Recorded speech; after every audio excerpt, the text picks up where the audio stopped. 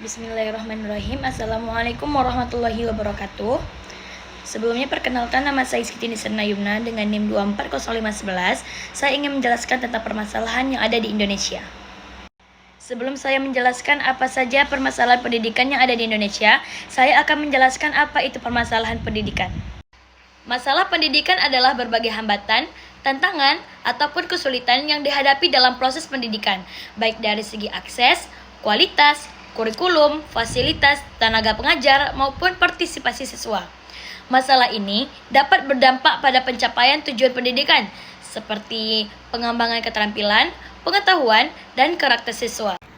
Kemudian apa saja sih permasalahan pendidikan yang ada di Indonesia? Permasalahan pendidikan di Indonesia cukup kompleks dan mencakup berbagai aspek, mulai dari kualitas pengajaran hingga ketimpangan akses pendidikan. Beberapa permasalahan utama yang sering dibahas adalah: yang pertama, kualitas guru dan tenaga pengajar. Banyak sekali sekolah di Indonesia yang masih kekurangan guru yang berkualitas, terutama di daerah-daerah yang terpencil. Yang pertama, kualitas guru dan tenaga pengajar. Banyak sekolah di Indonesia yang masih kekurangan guru yang berkualitas, terutama di daerah-daerah terpencil. Kurangnya pelatihan yang memadai dan standar evaluasi guru yang belum optimal menyebabkan proses pengajaran tidak berjalan dengan maksimal.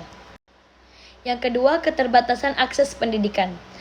Ketimpangan antara pendidikan di perkotaan dan pedesaan masih menjadi masalah besar di Indonesia.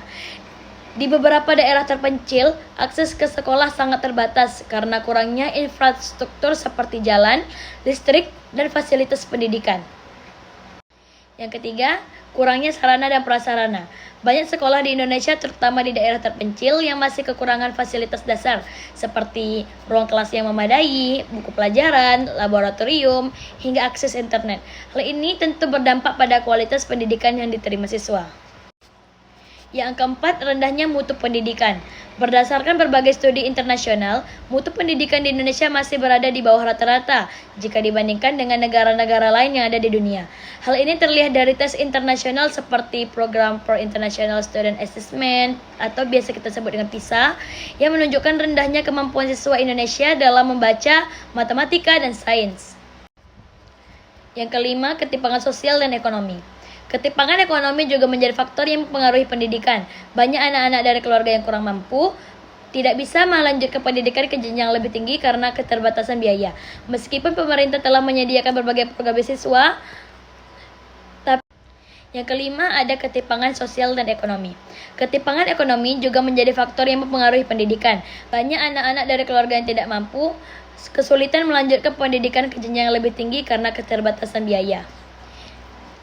Yang keenam, kurangnya relevansi kurikulum. Kurikulum di Indonesia sering dianggap kurang relevan dengan kebutuhan dunia kerja dan perkembangan zaman. Banyak siswa yang merasa bahwa materi yang dipelajari tidak sesuai dengan apa yang dibutuhkan di dunia nyata, sehingga mereka kesulitan untuk mengaplikasikan ke dalam kehidupan sehari-hari. Kemudian dampak dari permasalahan pendidikan di Indonesia.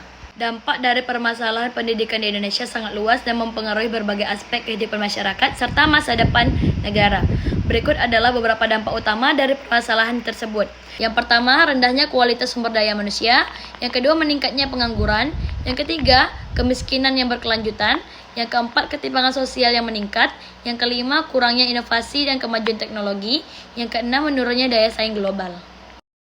Kemudian, apa saja sih solusi yang dapat kita lakukan untuk mengatasi permasalahan pendidikan yang ada di Indonesia? Adapun beberapa solusi yang dapat dipertimbangkan meliputi: yang pertama, peningkatan kualitas guru; yang kedua, perbaikan infrastruktur sekolah; yang ketiga, akses pendidikan yang merata; yang keempat, peningkatan kurikulum yang relevan; yang kelima, kolaborasi antara pemerintah, swasta, dan masyarakat; dan yang keenam, penguatan sistem pendidikan.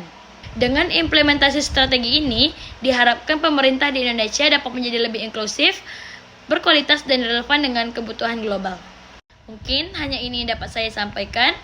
Kurang lebihnya saya mohon maaf. Wabillahi taufik wal hidayah. Wassalamualaikum warahmatullahi wabarakatuh.